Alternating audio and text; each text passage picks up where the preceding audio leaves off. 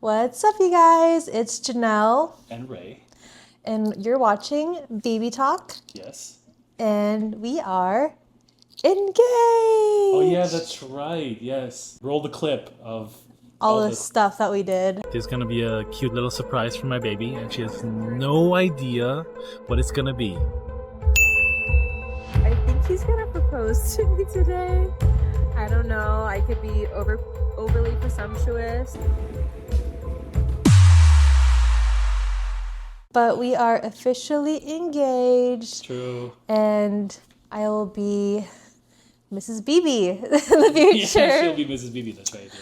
But yeah, we basically came back from Florida this past weekend where he asked me in Seaside, if you're familiar with the area, but the Destin/Seaside area has been a happy place of mine ever since I was a kid because my family used to take us there. But anyway, Phoebes took me there and surprised me, and it was really intimate and cute, and I'm so thankful. True. So we'll just talk about that, and then we could actually even talk about I kind of also want to talk about Last of Us. I don't know. What do Sure. you Yeah. think? Totally. Yeah. So We can debrief a bit. yeah, we can just get the juicy stuff out of the way. But it was Okay. basically like a 2 month surprise lead up, and I had gotten the ring like I think like in like Let me show y'all how it Yeah. looked like. March, late February, something like that. And it was just a constant making sure that you don't get spoiled by the surprise, and that I don't say anything to give it away because there are a few times where I would say something and I'd be like, wait, I have to improvise my way out of this. Like when I told you that like your sister's coming home, that was so funny because I had FaceTimed her to show her the ring, and you just literally strolled through the apartment literally 2 seconds afterwards, and then as we were driving, I told you that your sister's coming home from college, which she was, and the only way I would have known that is by talking to her, and then you were like, "How do you know that she's coming home?" And I was Yeah. like, "Oh," but I pulled something out of my butt. Yeah. Yeah. So the hardest part you would say was having to keep it a secret and coordinate with Yeah, the it people was involved. it was honestly a little stressful because it was such a long time, like a long period of time. Planning. Yeah, and it's just like, when is the day just gonna get here already? You know, because like there's something that I know that I can't tell you. So it was fun. It was fun Yeah. though. But yeah, I guess from everything that's happened over the last weekend, what are your like takeaways? Like, what do you think? What are some conclusions you've come to? Some full circle moments you've Yeah. realized, stuff like that. Well, I feel like I don't want to be basic because, it's. Oh, actually, I'm going to start off by being basic and then I'm going to go into like deeper things. So, for those of you who don't know, Ray and I actually met on Hinge, the dating app. True. So, shout out to Hinge. Don't knock until you try it because obviously it works sometimes. But anyway, I, to sum it up, I've had a really long time coming here in terms of relationships and finding my equal, and I've dealt with cheating in past relationships. I've dealt with just not feeling worthy of love and not understanding, what I want in a partner. And to cut to the chase, I really feel like in life, the things worth having don't come easy. So the fact that I had went through all that heartbreak and having to put myself back together and heal myself on my own journey and to come to attract our partnership has made it so rewarding, and I'm just so thankful that we've been able to experience everything we have together. It hasn't been perfect, but I think that's kind of what made me realize that you're the one for me and you're the one that I want to spend the rest of my life with, because all the stuff that we had gone through in the beginning of our relationship that maybe some couples would have broken up, in the beginning, the fact that we've been able to communicate effectively and work through it and come out on the other side stronger with even more trust for ourselves and for each other. I wouldn't want to experience that with anyone else. And everything we've experienced in the past almost 3 years has showed me that we can pretty much get through anything. And we will always be, best friends, and I pray that we will continue to work on building our union and covenant in marriage now and a family and whatnot. So Sure. I think that's all beautiful. And that's the main takeaway from that is if you are currently trying to find a partner and you just feel like it's been like on to the next one and, you're just shit out of luck finding someone. I don't want to give cliche advice like the moment you stop looking, that's when that person's gonna that's when that person's gonna find you. But I think we touched on this before. Every time that you get your heart broken, love just as hard the next appropriate time around when you actually, don't close off your options because of fear of what has happened in the past. Rather, take the time to vet, people out, use discernment, and when you feel like someone is worth giving a chance, start off with a clean slate and just trust that everything will happen naturally. But the moment that you see, whatever red flag it was in your past relationship, that's why you went through all those things to have the discernment to, move forward with the next person. But anyway, that's like all the basic flowery stuff. Another thing that I realized during this proposal, the one thing that happened during our proposal that I didn't really, not that I didn't expect, but I had always thought my immediate family would be at my proposal, but they weren't. And I think I would have thought that that would have made me sad, but it actually, I felt more at peace for whatever reason. It's kind of funny because I think like when you asked me, I just felt like calm and I wasn't hysterically crying or anything. I always thought I'd be like sobbing or when I envisioned being proposed to, I thought that I would just be overly emotional because I'm a pretty emotional person. True. But I think if my family was there, those emotions would have came out. Not because more so because I'd feel like overstimulated and overwhelmed. And I didn't feel that. I was able to just feel present with you and focus on what was in front of me and just listening to you and just being present. And I don't regret how that happened.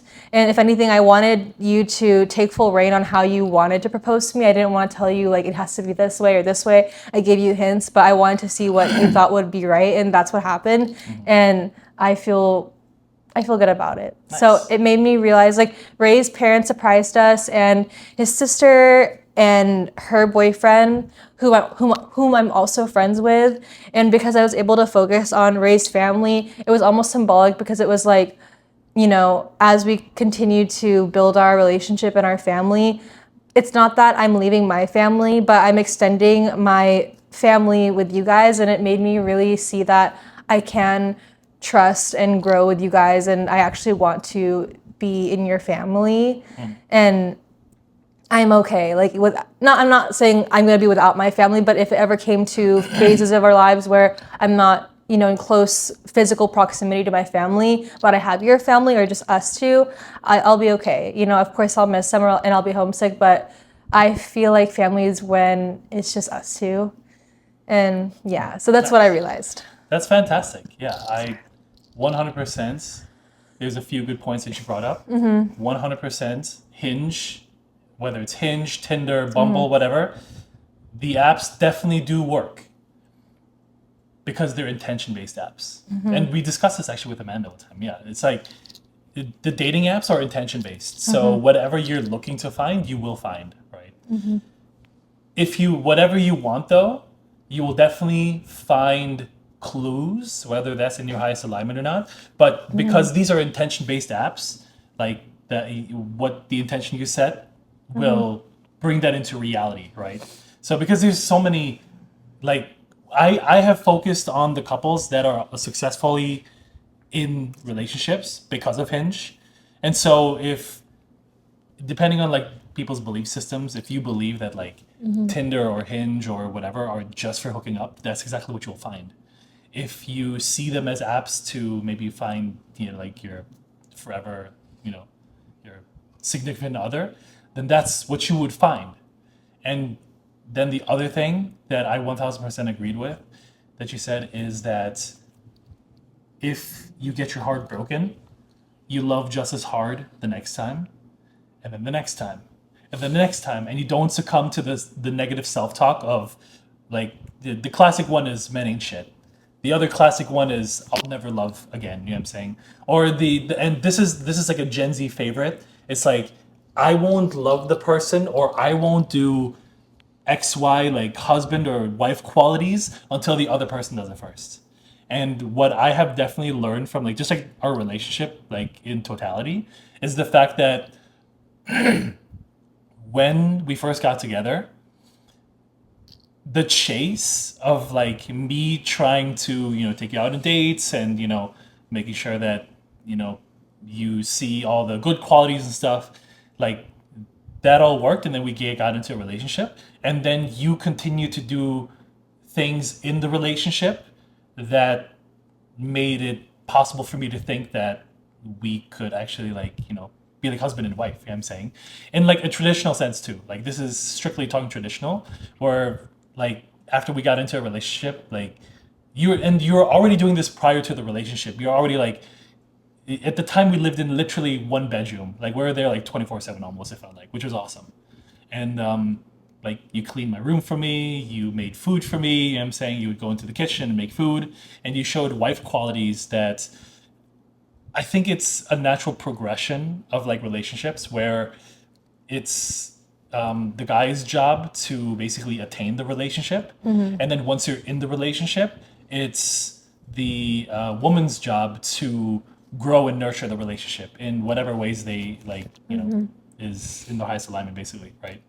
And so, because you did that after the relationship, after I did my job of basically getting the relationship, after you after getting into the relationship and you're like doing those things like the wifely qualities without any expectation of like me asking you to marry you one day, that is what kind of like set the tone, because I really do believe that if you want to be a husband, you got to act like a husband 1000%, right?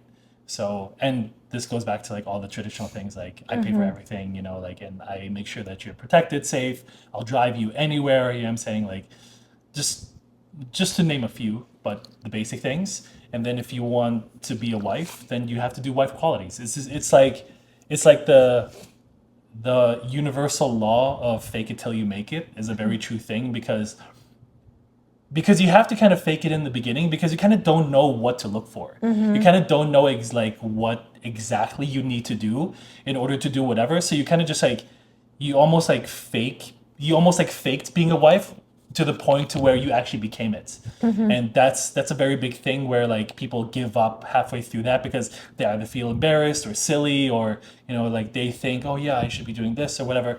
Like it was very clear cut for like guys, for example, just because on social media all you see is like you see people that are getting into relationships and it all goes wrong, or one of them's a gold digger or whatever, and you kind of just see like what the basic nature of people's like personality brings out from the other people.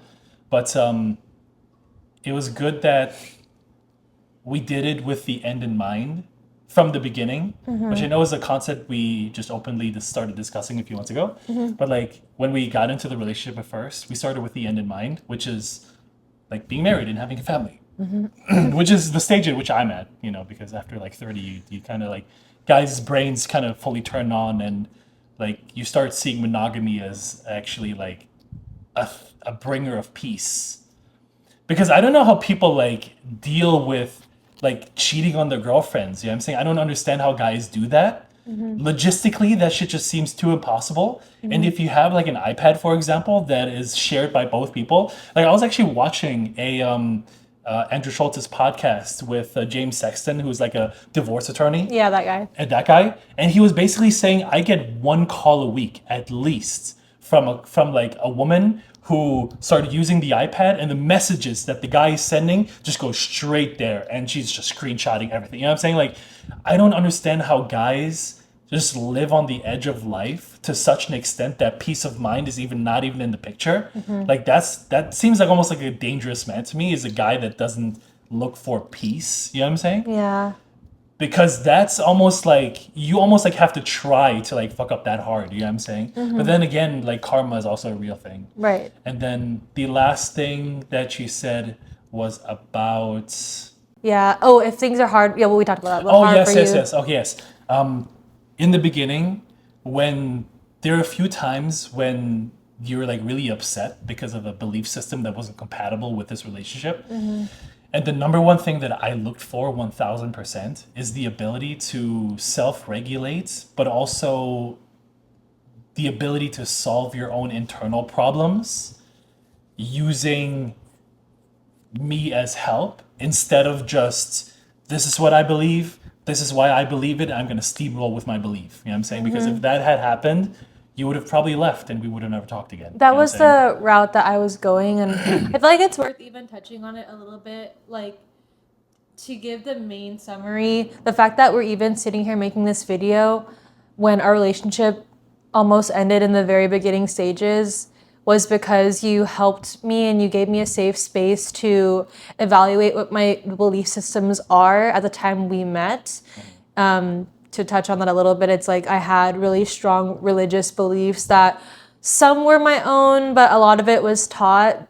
And I used it as a means of safety and to protect me from, fuckboys and things of that nature. But there was like kind of a almost gray area with us in that, like, I had this idea that my husband would be a man in the church and he looked like this and he was this tall and he listened to this music, XYZ. And then I met you, who in your own way, you love God and you have faith. It may not look like a Christian or whatever, but I don't look like that either. Like I had to evaluate where these beliefs came from. But at our core, we do have the same important values, which is family, building a life, honoring God in the sense that we're honoring the people around us and leading with love, and creating a life of freedom in every aspect that isn't harmful to us. Like, escaping the matrix and the rat race, etc. Yeah. So that's, to sum it up, that's why we're even here. And I had done my own growth as you had individually before we met each other, but when we met, I could speak for myself in that I still had to grow to get to this point of our relationship, but you helped facilitate that by making me feel safe and allowing me to, mess up in my own ways, and for that I'm so thankful. And that's how I know that you are the one, because you had a lot of patience. And this is also where a lot of my insecurities of our relationship came from, is because I didn't have as much trust within myself and my own judgment. So I would like talk to friends or coworkers or my mom, and I would tell them, what we're going through. And then of course they would give me their advice based on their life experience. And then I realized, like, I think you brought this up in our relationship, and it's like, I could ask advice from all these people, but the only two people that need to really be involved in this, or at least like that I should care about, is the people in the relationship, yours and mine. So it's okay to like talk to people and like, have a therapist and whatnot. But like, I think for every type of relationship, if it's not like abusive, at least like it should be you and your partner really at face value, like building that relationship and making those decisions on how to move forward. So for that, I'm thankful. And that's like one of the biggest takeaways I've had from the beginning stages of our relationship to now. Nice, yeah. No, that's fantastic, yeah. Yeah, because at the end of the day, like, when you basically get into a relationship with somebody, they're basically your mirror, right?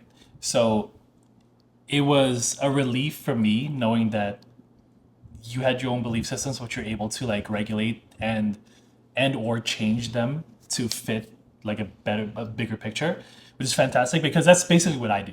So if you didn't have that ability, we probably wouldn't be here. But because you had that ability, I was like, okay, cool. At least when issues arise, which is very seldom, honestly. I think there's times even where like you would say something funny along the lines of, I'm feeling kind of crazy right now. Like we never fight, you know what I'm saying? Because we always just fix everything like on the spot. Yeah, like we argue, but we don't we never let it fester, or we try not to anymore. Yeah. And that's just like a big thing, because if a problem comes, we both solve it together. It's not like, okay, a problem comes and I have to pray to Lord Jesus that you would like either get over it or like be able to deal with it and not let it affect the relationship, because it's like when your internal negative belief system starts affecting the relationship, that's where that's what I'm really good at avoiding.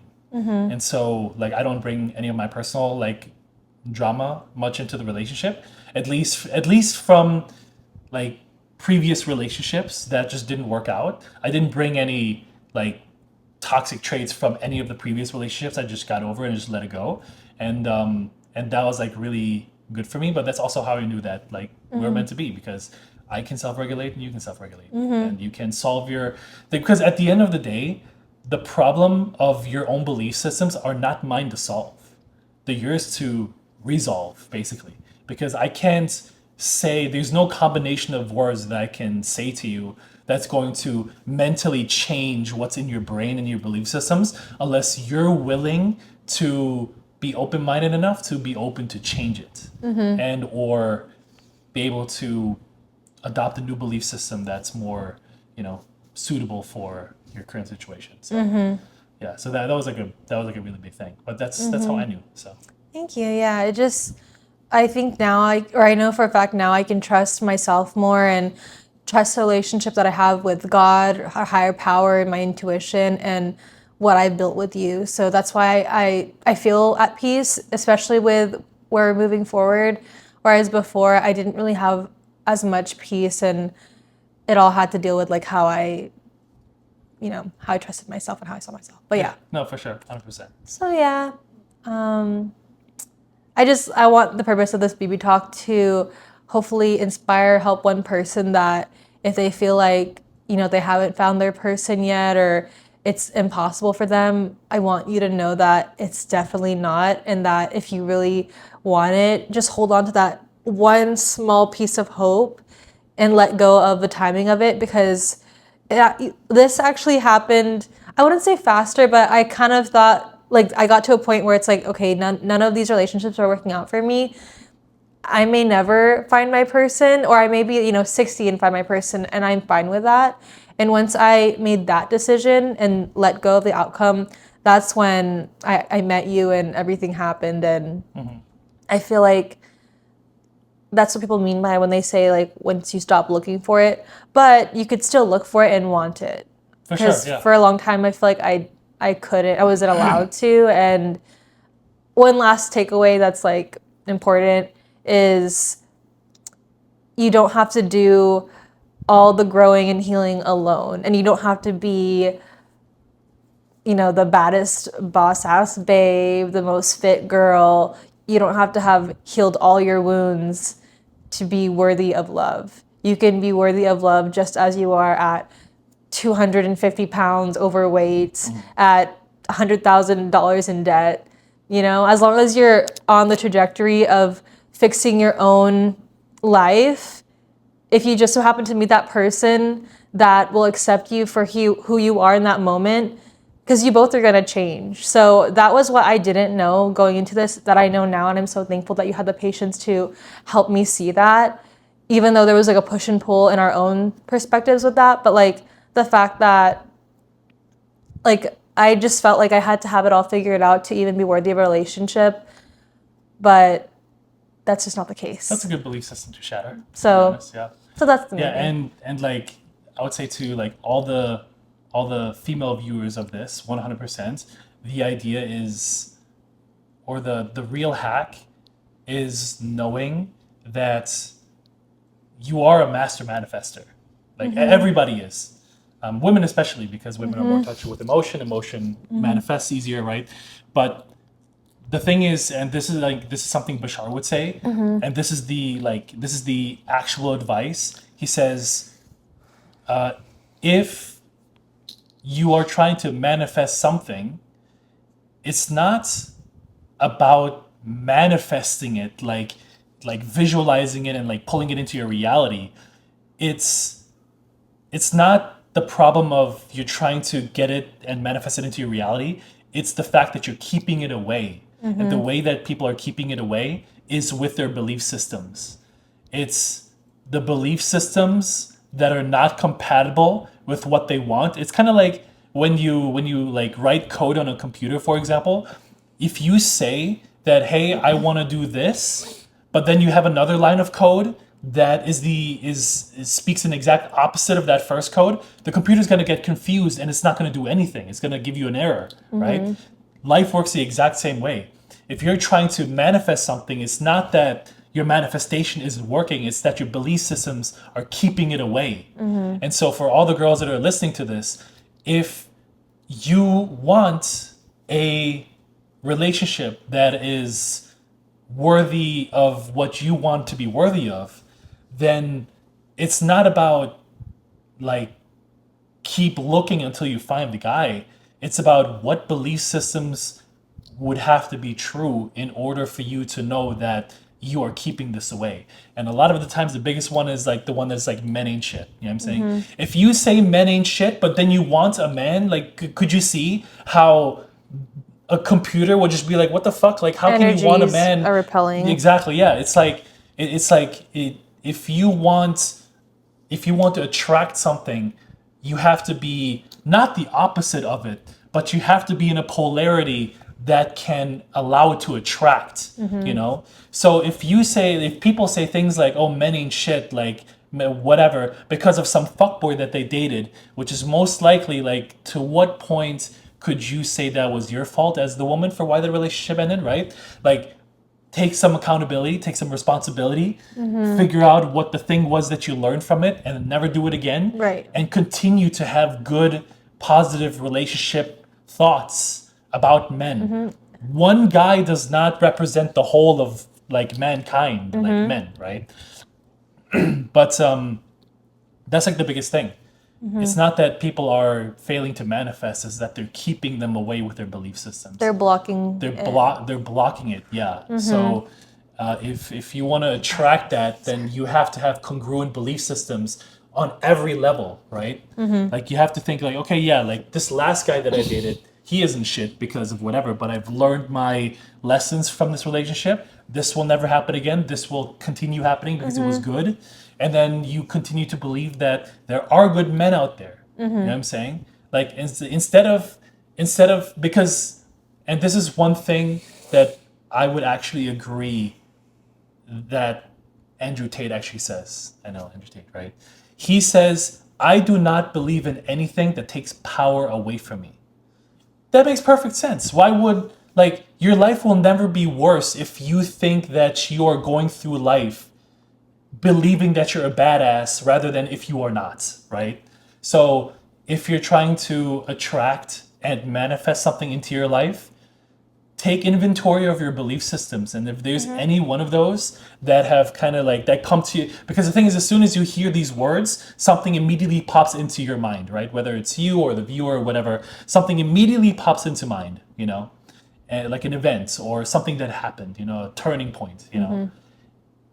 And if you analyze it, and a lot of the times, a lot of these blockages are removed by just simple forgiveness. And the thing is, you don't even have to forgive the other person. You just have to forgive yourself, which anybody can do at any time. It's surprisingly quite powerful because the forgiveness actually ends the karmic cycle of that negative thing that was happening, right? That's what Jesus taught. But yes. Oh, is it? I have no idea. Great. Yeah. So, yeah, that being said, that if there's any advice for any of the like women, even guys too, like if you're a guy and you're thinking that like all women are gold diggers and blah blah blah, then that's what you will find. You know what I'm saying? And sure, there's gonna be like a 1 in 1,000 chance where you're like, okay, all women are gold diggers, and then you actually meet a woman because that belief has festered so long that now you're going to get what you believe in. You know what I'm saying? And then the trick is to not get caught up in thinking that that's going to happen again because it necessarily isn't. So, but yeah, so that'll be like my advice to all of the mainly women because women are stronger manifestors than guys. You know what I'm saying? So, it's women's jobs to keep the relationship. It's guys' jobs to get the relationships, right? Because that's the battle that you play as a guy. Is you go into the wilderness on Hinge or Tinder or whatever. You try to find somebody that you can be in a relationship with, and then if that woman wants to be a wife, then she she ought to be in that same like belief system of just like, I want to be a wife, so I'm going to do wifely duties. And I kind of understand it, because women look for the signal of being able to provision future resources. I totally get that, you know. Women look for a guy that is not necessarily rich already. You don't have to be rich as a guy already, but typically the woman looks for a guy that has the potential and the ability to signal future resources, right? So the guy doesn't have to be like fully like in control of his life. He doesn't have to have all his shit together. He doesn't have to be literally a millionaire right now. He just has to show the potential that he can provide for a woman and a family, right? So I totally get that, 100%. That being said, if women meet guys that end up just not fulfilling that signal, then yeah, best to move on. But continue loving just as hard. You know what I'm saying? Like, even if something ends badly, don't ever stop loving just as hard as you did before, because then you're doing a disservice to the person that probably deserves it, and you're not doing any harm or whatever to the person that like destroyed that for you, right? Right. So it's like because those negative belief systems is like drinking poison, hoping that the other person dies. You know what I'm saying? So it just doesn't work. Right. Okay. So I'm almost done like wrapping up with this topic of conversation, but so that's all great advice to women. If you're comfortable talking about this part, I think we can kind of help men by sharing a little bit of the beginning of a relationship.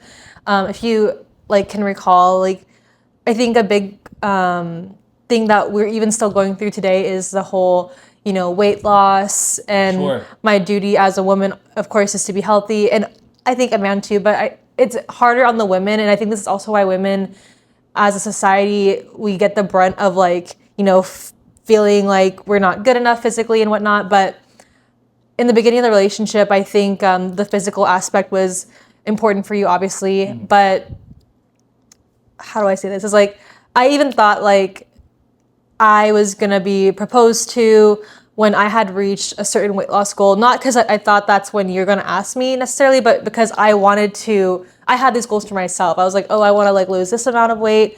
I guess what I'm asking is to help guys, like, I don't know what I'm trying to ask, but it's like, how did you change mentally, if at all, from the beginning of our relationship to now in terms of like physicality and attraction and like my journey and stuff like that? Can you speak on any of that? Or Sure, yeah, 100%.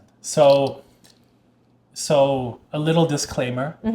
So I was born on a 9-day, so I have that 9 energy. So I 100% acknowledge that at the beginning of this relationship, and most of my relationships in my life, I'm very shallow. Like I very much care for like physical beauty, you know, I very much care for attraction and stuff like that.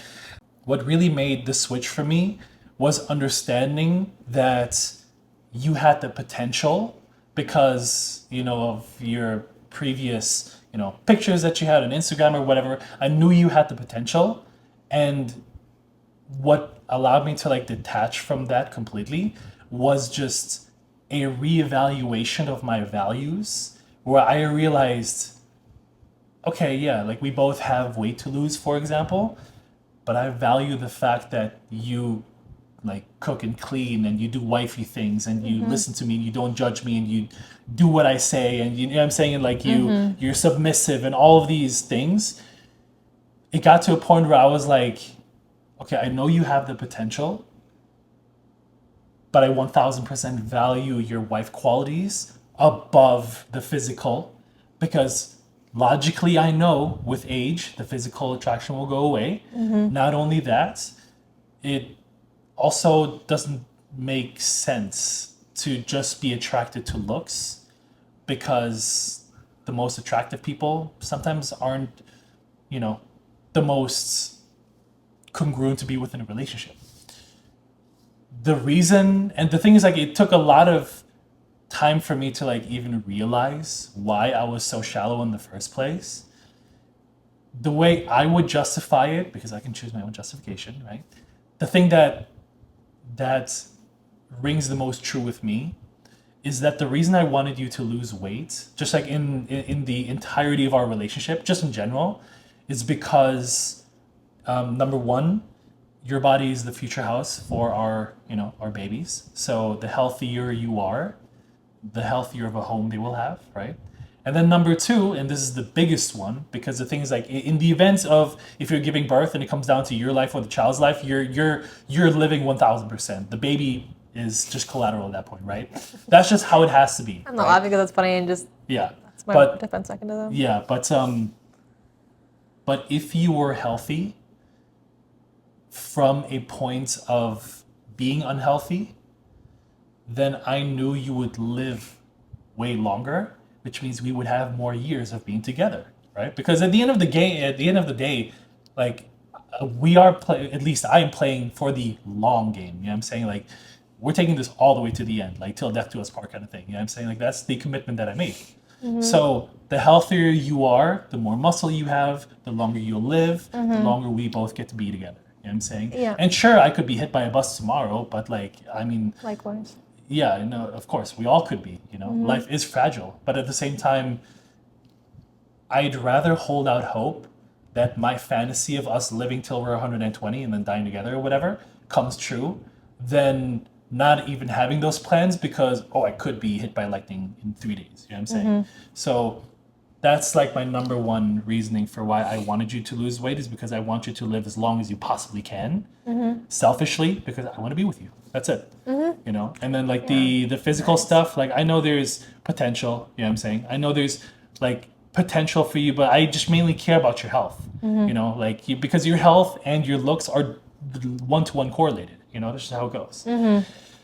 It's America itself is also just like a big kind of like trap for that because like we enrich our grain supply with shit that shouldn't even be in there, like folic acid and stuff, and like these things cause inflammation all the time. You know what I'm saying? So it's on one hand it's like not your fault, but once you know, it's a choice. And once you know what you're putting in your body, it's a choice.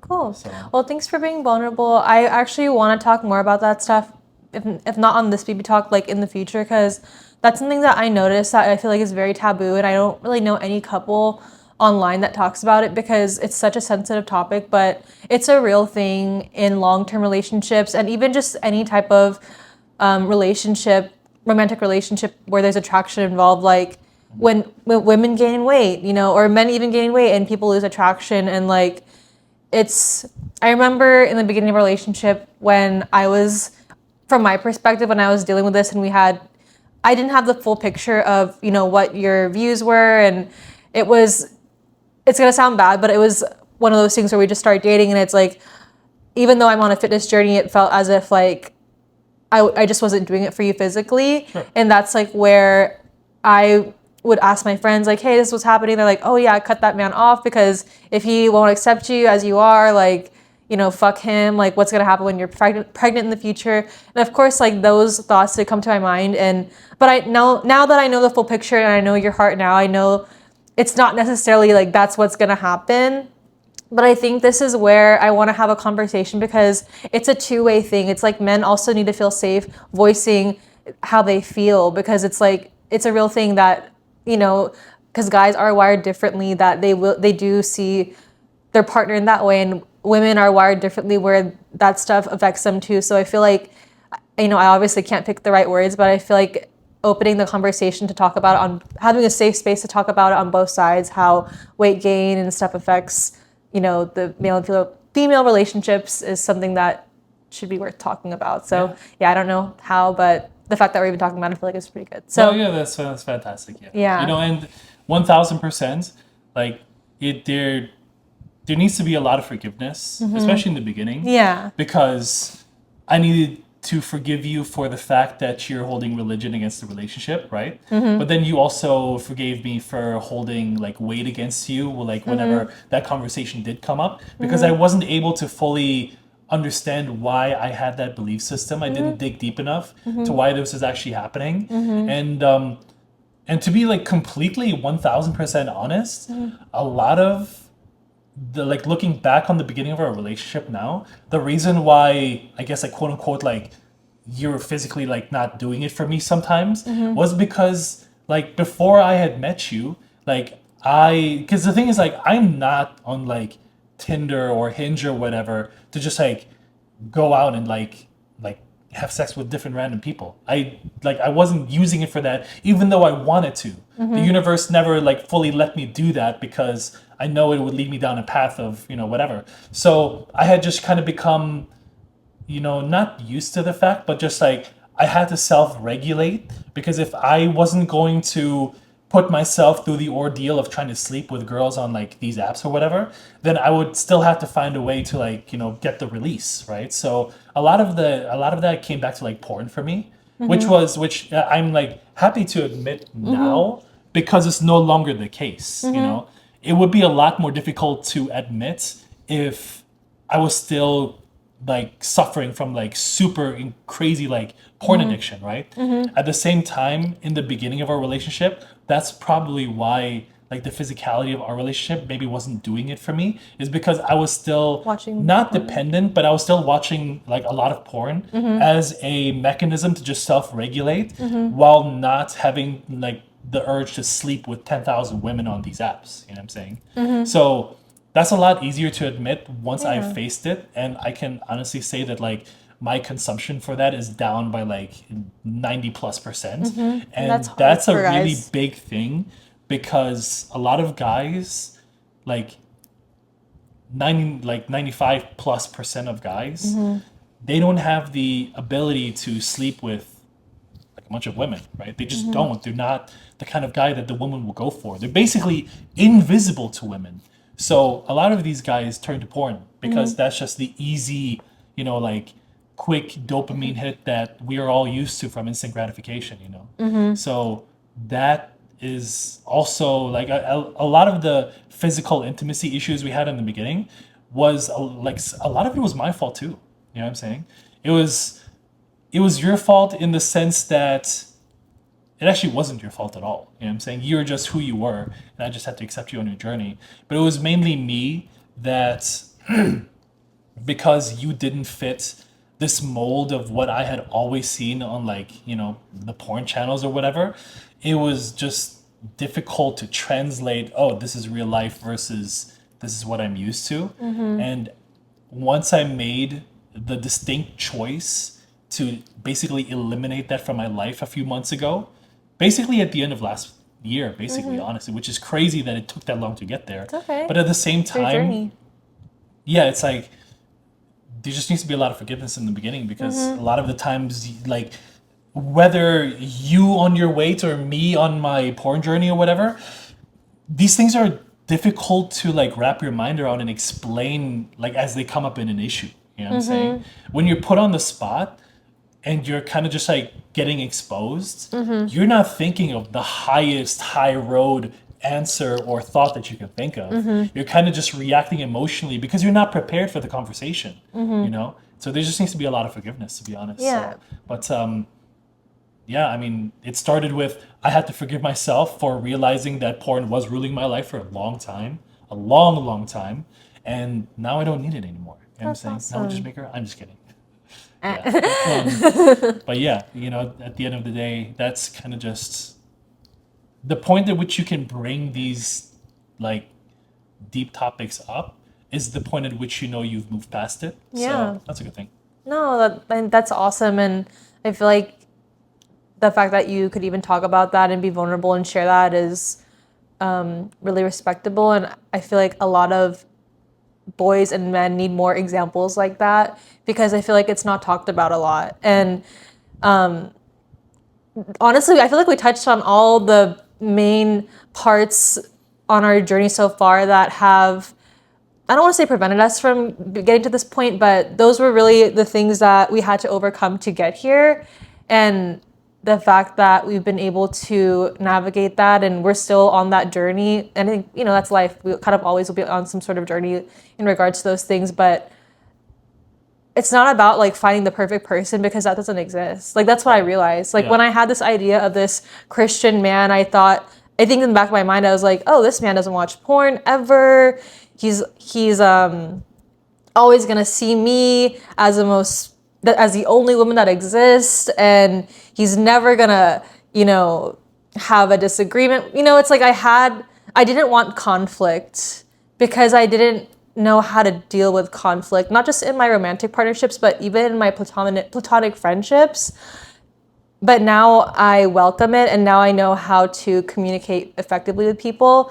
And that's what I realized. I'm not necessarily looking for the perfect person. I'm looking for the most compatible person. And I found that in you as we continue to learn more about each other and learn about our arguing styles and so on and so forth. So I think that's important, because I feel like when I see people say, oh, he's the one, it's like they put on this almost facade, or they don't tell you about these things. They just say, oh, he's the one, it's perfect. And it's like, well, I'm sure y'all had to go, like, this is another thing I want to reiterate to people, and I have to remind myself of this. All those couples that you look at and you're like, oh my God, their relationship goals, they're probably going through the same deep shit that you're going through in some other form or fashion. So never compare yourself, because we always just portray what we want others to see us as. Yeah. So I want to break that, not stereotype, but I want to, if I could do anything on this podcast, I want to be able to be vulnerable and talk about these things, because I know that there's another person that's dealing with something similar, if not the same. So that's the purpose of that. And I'm excited to continue on our journey together. And like talking about all that just reminded me of how much we've overcome. And I'm just thankful that I get to do it with you. But yeah. Yeah. That's all. Here we are. But anyway, we can talk about something more lighthearted, unless you want to end now. But I want to debrief a little bit on Last of Us, because that was crazy. We started playing the video game Last of Us. Let me just take a second. I just want to put in our predictions of what's going to happen, and then we can end it. Just because I want to talk about it, and I want to put it in a clip. But anyway, we just watched the second episode of season 2 of Last of Us. Spoiler alert if you haven't watched it that far, but my prediction for the season is, now that Ellie has, the vengeance of wanting to kill that Abby bitch, I think, so remember that Joel confided in Tommy only about Ellie's circumstance of having her, her blood and shit. I think because of that big war that they just had, Tommy is like, okay, we can't move on like this. So now that he has that knowledge of Ellie, he's just gonna forcefully put her into surgery and try to save humanity. And I think that's what's gonna happen. And then she's gonna try to kill the girl. Do you have any predictions or any thoughts of what just happened? Yeah, I think she's gonna train and just go after Abby. Yeah. Yeah. At the same time, Joel did deserve everything that was done to him, for sure. Even though that was really fucked up. But so it really makes me want to get the game, because a lot of the events from the first season, the game portrayed a whole different story than some of the episodes in the first season. But this season, I think it's going to be a lot harder to deviate from that story. So I do want to play the game and see what that's like. Because these episodes are really good. The season's actually really good. The second episode of season 2 in Last of Us was probably on the almost I wouldn't say the Red Wedding of Game of Thrones, although it was very close. It was just as impactful. It's one of those episodes where the credits roll in silence, and you just we were literally just dumbfounded, because it felt like it was a finale type episode. I was like, it's only the second episode, and it was so well written, and you can just tell that it's great TV. Yeah. But what are your thoughts on after watching season 1? How does that hold to the game? Everything was pretty accurate. Except for, and the biggest one is the casting of the characters. Oh yeah, what do you think about that? Tommy's wife wasn't black in the game. Ellie didn't look like she had Down syndrome in the game, right? That's just how I think about it, right? And then also Bill wasn't gay. Yeah, I And actually he love that didn't storyline though. love Frank the way It he was did in the opposite. movie. In the game, Frank actually hated Bill, and Frank actually hung himself. You know what I'm saying? Whereas in the movie or in the show, like he found Frank in a hole that he built, and they lived like together because they were gay for like many years or whatever, and then they both died peacefully in the room. No, they actually hated each other in the game, you know. But other than that, everything was pretty accurate. Some of the like a lot of the dialogue was very well written, like or was basically just a one-to-one copy like from the movie to the game. Like they said all like I think they used a lot of the lines from the game, That's which what is I awesome. appreciated too. Yeah. What I like about watching the movie versus playing the game is that in the game, you mainly follow Joel and Ellie's perspective as they basically just go on a killing rampage. And in the show, you see some of the repercussions that happen as a result of Joel's rampage, right? Like, I mean, Joel will basically just kill about anybody to protect Ellie. And and in the game you don't see what that does to the family or the friends of the deceased bad guys, right? But Yeah, in you the don't movie see it does a that. really good job of showing both sides, Right. and that's how the second season started. Is like it's gonna show both sides of the conflict, like everything that Joel like literally like when he like just killed anybody, and then the people trying to come after him because of what he did. You know what I'm saying? Right. You don't see that in the game. You just see Joel killing a bunch of people, Ellie killing a bunch of people, and they just go through on their own perspective. But you don't see the other side of what happens of the people that they killed. So, Right. but that's what the movie does really well. That's actually why show. I enjoy watching the show. Yeah. Yeah. Oh wait, so is the second game out yet? I can't The remember. second game is out. Okay, so It is out. so as we're watching this season 2, if hypothetically if you were to play the game, you would know what could potentially happen in this season? Yes, potentially. Oh, okay. Potentially, unless they change some of the canon events in the game, because some things. Let me think, because there's nothing that happened in the first season that they like really changed except for Bill and Frank. Okay. Everything else is pretty accurate, except for some of the scenes where like the cinematic video in the game was different than in the show. Like when Joel gets impaled, he wasn't impaled by a baseball bat that broke in half. He was impaled by a rebar falling from the second floor. You know what I'm wow. saying? Like stuff like that.